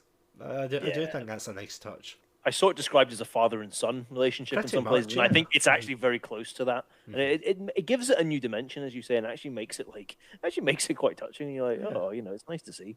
Yeah, I mean, he is very like concerned and caring for him. Yeah, like going as far as to use his time off to come to go all the way to like a drug lord's holiday home, or not holiday home, but like the country, and give him his like gadgets and things, which I think is quite neat. It's a nice dress up as an old Spanish man. Exactly. Oh, that's such a good scene.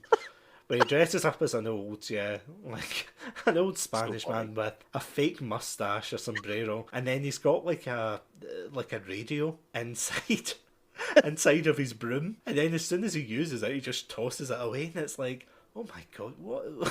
Why would you create that? Oh, it's a nice touch. It's such a nice touch. And of course, we can't, finish without talking about the ladies of both films, which I have to admit, they are very refreshing. Like, I do think it's nice to see that they're actually competent at, like, being able to, like, stand up. Because that is, like, something that's always brought up. Whenever Bond comes up, it's like talking about how, Bond girls were essentially just, like, eye candy. Yeah. For the old films, or like with Roger Moore, it's like, even if like they were a doctor or a scientist or whatever, they would always be like the prize, as it were, to oh, it's the prize to win at the end. And obviously probably reflections of the times of films like that, not very good in today's day and age, but like, I felt as if they gave these actresses kind of a bit more respect with the characters. Like, they were able to kind of stand up for themselves. And, it's like, even when, like, Kara's getting... I think there's one scene where the Mujahideen, like, attack the Soviet base in the Living Daylights. Yeah. And they tell her to stick back because, obviously, she doesn't have a gun or anything. And this Soviet agent tries to, grab her. And I was thinking back to a film like Octopussy, where I think in that one, like, one of the women gets grabbed and kidnapped, and she's like, "Oh, James," yelling after him. Whereas she just kicks him in the face and rides off, and it's like, oh my god, she's kicking ass. And I mean, she flies the plane. Don't get me wrong, she doesn't. She has her moments where she's kind of like where she nearly flies into a mountain, and you're like, what? Like, literally, there's a scene where they get... Yeah, it's like they get rid of the bad guy, like they throw him out of a plane, and then he goes back to the cockpit, and then she's just about to ram into, like, a mountain. That's like, what? Why was that scene needed? Like, she wasn't fighting. The cockpit wasn't in danger. What? Ugh. Yeah, just like small things like that. But overall, like, I think The Living Daylights was good. And of course, as well, with License to Kill, we've got she has a CIA agent, isn't she? Yeah. Yeah, and she manages, like, to hold her own, and she does her own investigating and things like that. Like, she's not just sitting around, which is quite nice. And I don't know, I think it's... Like, what do you think about it? Like, I mean, rambling here, sorry. No. Like... No, I thought you made like really good points there. Like I've said before, like I really like in The Living Daylights, I really like the James Bond Kara like arc. I think it's not perfect by any stretch of Oh, imagination, no. but I think for a Bond film, it's really good, and I think their relationships allowed to develop, and actually it feels more organic and real than any of the sort of like maybe any of the relationships that come before in the Bond films. With License to Kill, like I like aspects of like Pam Bouvier's character, like the CIA agent, because I think she is shown to be quite capable and like resourceful and can like defend herself and everything. And she is quite funny as well with some fun lines. My problem with it is, I think they then force in this kind of like love triangle into it, where it's Bond, it's Pam, and then it's Sanchez's quote unquote girlfriend, lover, whatever whatever term for and then it doesn't like. I think parts of it are interesting, but I think the problem is it kind of undercuts her character because it almost she becomes like quite huffy and like why won't he pay attention to me? And it's like it's a bit like kind of undercuts some of her character, and it's a shame. And I think it does do a little bit of damage to her character, and it doesn't feel totally organic as well. I think this is something that the criticism that people level at the Dalton films is that he doesn't, when it came to like the romantic side of it, it wasn't the natural fit for his Bond, like, in the way that it was the natural fit for like Moore, Connery, Brosnan, most of the others.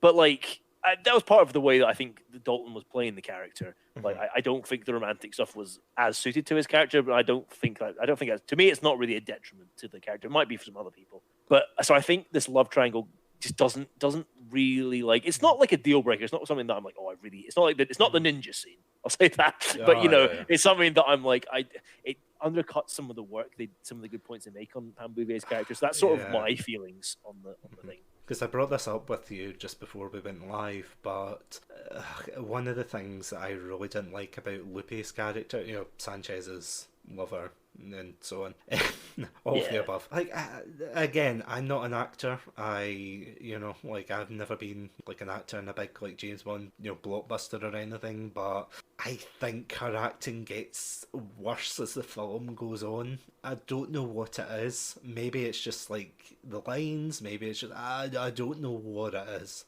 but it's something about it where.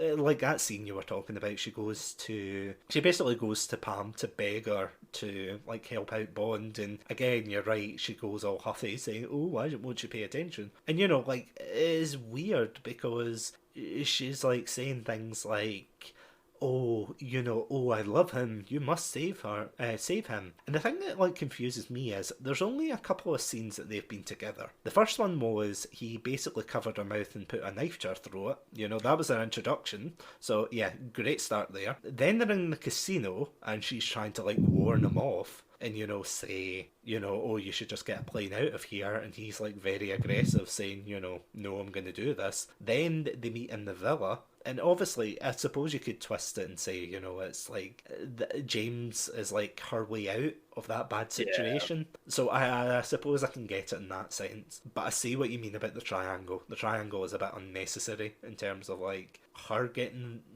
like it's a bit of a weird one. I will admit. No, I agree with you on that one. I'm just trying to think of any other characters though that we've missed. The one that we have talked about him. The one that I quite like in The Living Daylights is I quite like Saunders. Like so, the other British agent. Yeah, they actually have quite. I think him and Bond actually have quite a good like. Again, it's quite brief and there's not much screen time developed to it. But I think what time is developed to it, I think actually builds quite a good like. I quite like the chemistry they have between the two. So Saunders is quite like prim and proper and like by the book, and his regulations. While Bond is just like world weary, like like last drag of a cigarette, like guy, who's just like flying by the seat of his pants all the time, like just this boiling cauldron. And they play off each other quite well. And they actually have some good, but there's a lot of it where Bond is basically like teasing like Saunders and like showing him up and stuff. But there is like a genuine like respect there, and you can see it in one bit, where Bond actually just like gives him actually some genuine thanks. And it builds a relationship. And then it actually, to me, maybe it's just, I don't know if you feel the same way, but to me, it actually builds up that when Saunders is killed off, he's killed off like by imposing henchman, whose name we can't remember, but he's killed. So Saunders is killed off by milkman, by the milkman. Yeah, sorry, Saunders is killed off by the milkman. And for me, it actually built a bit. I was like, oh, like I felt more for the death of Saunders than I did for like a lot of other side characters in these Bond films. I don't think are that well developed. Yeah. So I quite like what they did there, and I like Doctor Love or whatever his name is in in License to Kill, like the televangelist, just because he's kind of funny and just like, bless your heart. I honestly thought that subplot was so weird. Like I've got nothing against it, but it's just such a weird subplot. So kind of just to quickly explain, like there's this subplot in License to Kill where basically Sanchez is like laundering his money through like this televangelist cult. Like it doesn't really pay off, does it? Like, no, it really doesn't. For all the screen time like they put to it, like you could have easily cut all of that out. I mean, don't get me wrong, his character is funny. His character is pretty good. But yeah, I do agree. It's just like a really weird a really weird like side. It's like kind of subplot is I don't get it, but you know, it adds a bit of memorability, I suppose, to But kind of going back to like Saunders, I think it's really good in the sense that it shows a good contrast between Bond and, like as you said, you know, Bond's like the world weary, you know, do his job and he'll go home and not like think twice about it, whereas the other one, Saunders, sorry, he is very, you know, by the books, and you know, like we make this joke quite a lot whenever we stream games together. We always say, you know, he's a menace, he's a rogue agent, but he's the best damn man we've got, you know, like just, you know, slamming his fist on the table and everything. But that is almost what Bond is in The Living Daylights. It's like, well, maybe not to like an extreme extent, but he is, you know, that, you know, he'll do anything to kind of achieve his goal, but at the same time, you know, he knows enough like to kind of rein it in. And it is quite interesting seeing them both like have mutual respect for one another. You know, it's like Bond ends up respecting him in the end, and then vice versa. And it's a shame like how he ends up going out of the film, you know, by getting crushed by a mechanical door, and it's like, oh god, yes, that's actually quite brutal as well. Like, I mean, you don't see it, but like you can see like the blood and stuff around. So actually, that for a PG film, it is quite like, you know, quite a heavy hitting scene. I think, other than obviously that and the Green 4 scene, I think it's a lot more implied with the violence. Yeah. Whereas in License to Kill, you see like close-ups of people getting mauled by sharks, heads exploding, getting ground into angel dust, let's just say. Really brutal ends, and I think that kind of, it's a strength to The Living Daylights that still keeps it as a Bond film, whereas License to Kill, I don't know, I've actually got a question for you. Do you think that Bond, or not Bond, but License to Kill is more Americanized than a lot of the other Bond films? I think, no, I do think so. I think it resembles much more maybe what you could say, quote unquote, like Hollywood action movie. A lot of it, I think it has a bit more complexity than some do, but like it definitely resembles a lot more that kind of like the way it's structured and its themes. It's much more that like than it is, you know, maybe the kind of classic like British spy. I think that's maybe underlined by the fact that I don't think Bond is in the UK at any point during. I know there's like a scene in London, but Bond don't think it's in the UK at any point during that film. He's always, you know, he's always in the America or like the Caribbean or, you know, around that kind of area. Yeah. So no, fair point. Yeah. So kind of summing up, like in one word, or not one word, but in a couple of words, how would you describe like the Dalton era as a whole? I think it was a sign of what was to come, but also like too far ahead of its time. In the way that it clearly didn't resonate, especially License to Kill didn't resonate at the time. But if you look at where the Bond franchise is now, to me, it's clear that like these two films paved the way for that. I totally agree with that.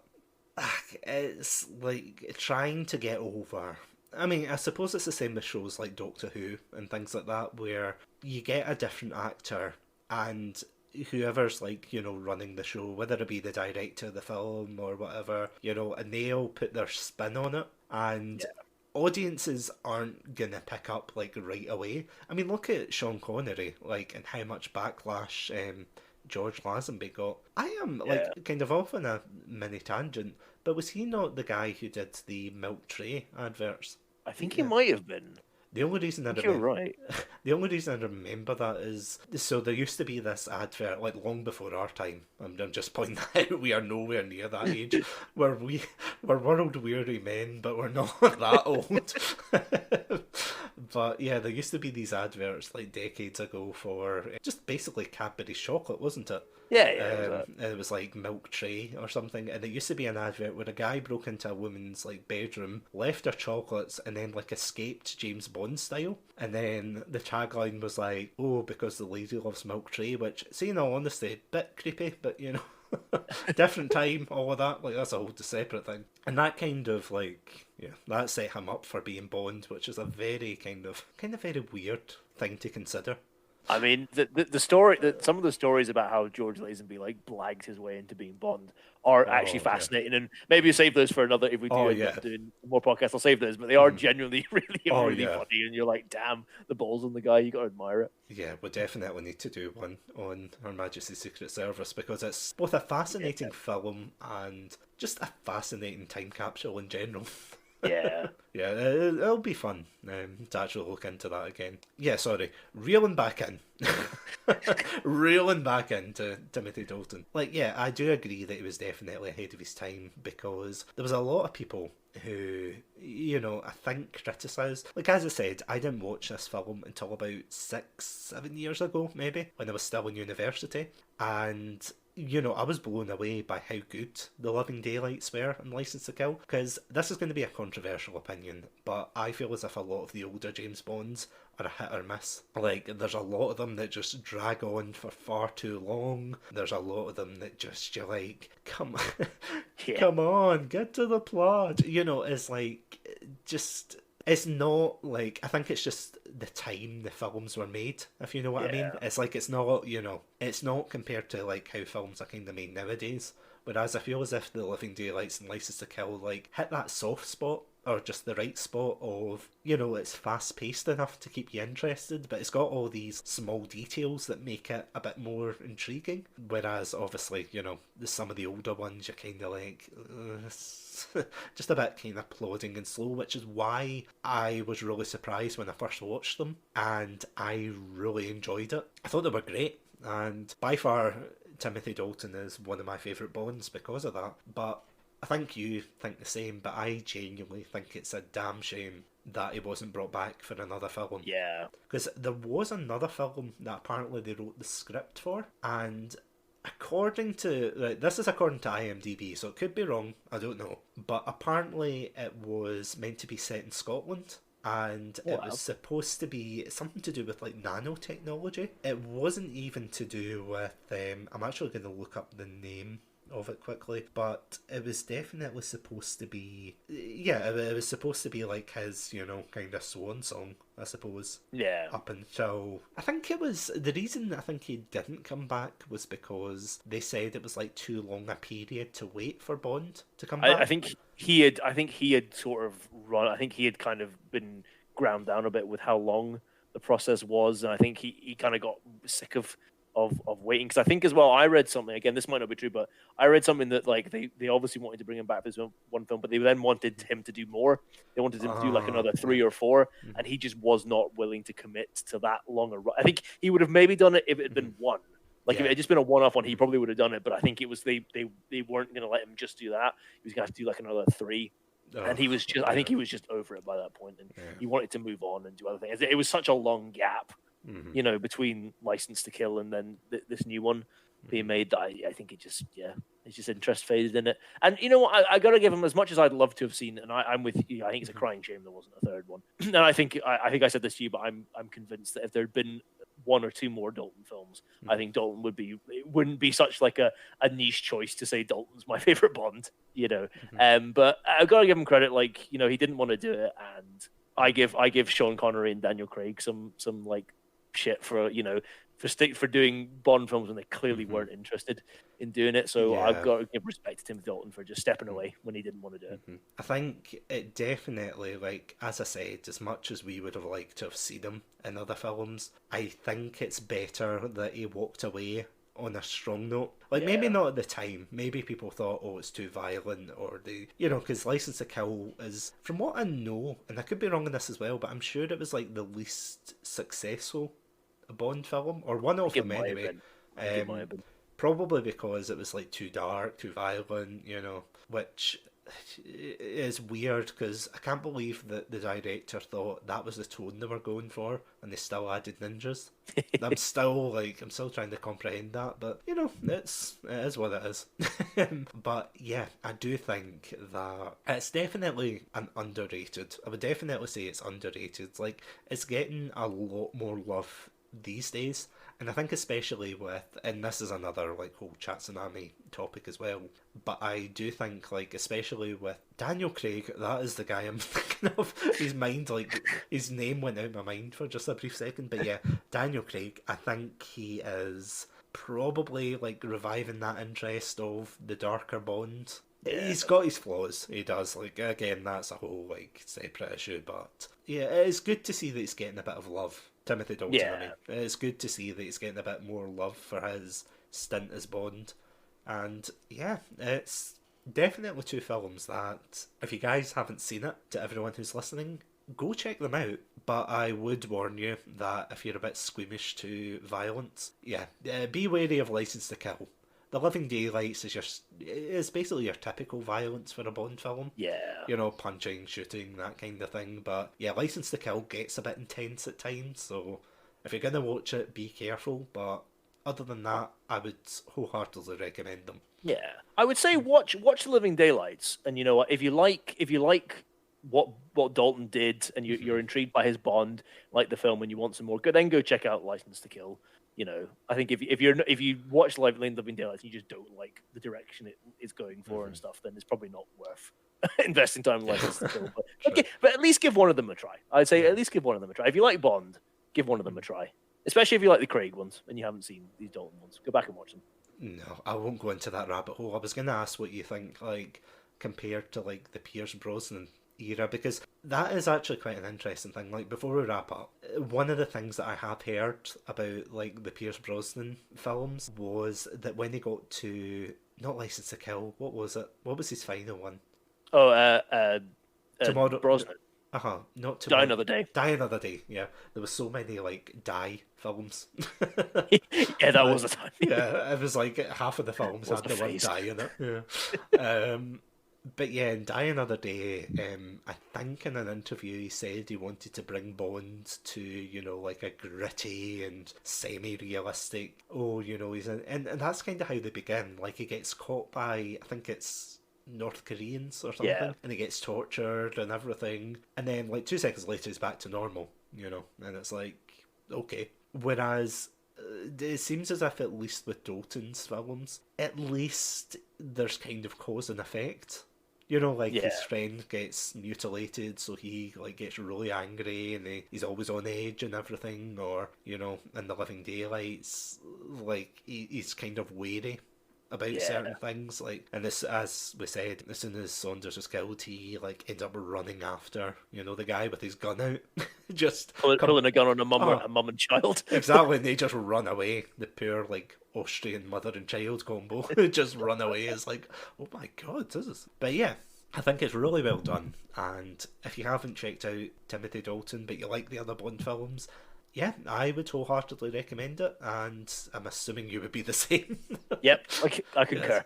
It's a very good set of films, I have to say. So yeah, if you want to follow me in any other places, you can follow me on Twitter, Instagram, TikTok, YouTube, and of course Twitch under the name Satsunami42. We also have a Discord server where we will probably be talking about this in more detail. There'll be more. Oh yeah, well, there'll definitely be a very deep discussion about like things we probably missed. So yeah, if you want to check us out there, then please feel free. But until then, thank you all so much for dropping by. Stay safe, stay awesome, and most importantly, as always, stay hydrated, and we'll see you next week. Bye guys. Bye.